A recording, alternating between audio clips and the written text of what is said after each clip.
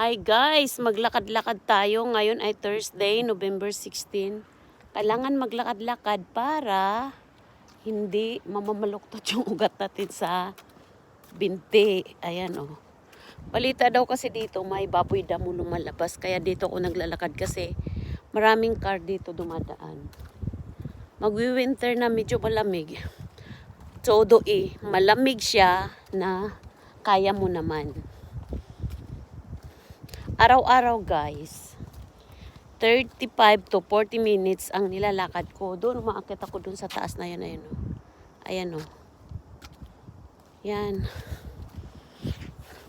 Tapos na ako nagluto ng pagkain ng dalawang matanda. Kaya, likid-likid lang. Thanks for watching guys. Tingnan mo guys, yung palay, tapos na po yan. Di ba pa palay pag inani, mag-harvest, may tumutubo. Naging palay ulit sa atin, sa amin sa Bisaya yan, hina-harvest namin yan para may makain kami, tsaka bibenta. Ayan. Malayo nga kami sa syudad guys, pero magandang tanawin dito Sariwa yung hangin. Wala ka nang hahanapin pa. May mga gulay na. Ayan. Tahimik na lugar. At saka yung gulay nila dito, nilalagyan ng ganyan para walang pumapasok na insekto. Ayan o. Diba? Galing nila.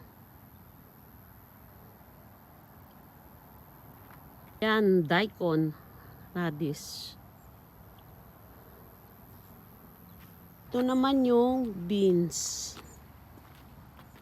Ito naman yung radish. Ito naman yung bagyo pechay. Ito naman yung broccoli. Yan naman yung sibuyas. Ayan. Hindi yung sibuyas na onion guys na yung mahaba, yung may dahon na sibuyas. Ayan o.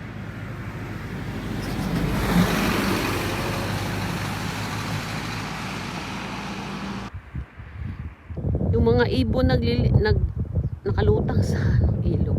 Ayan o. Naghahanap ng pagkain yan guys.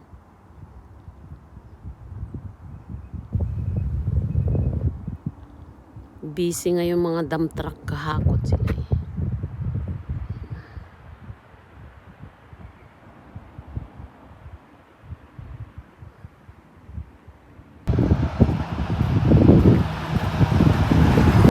Ang ganda ngayon ng panahon kasi hindi siya mainit, hindi rin malamig guys. Ayan o.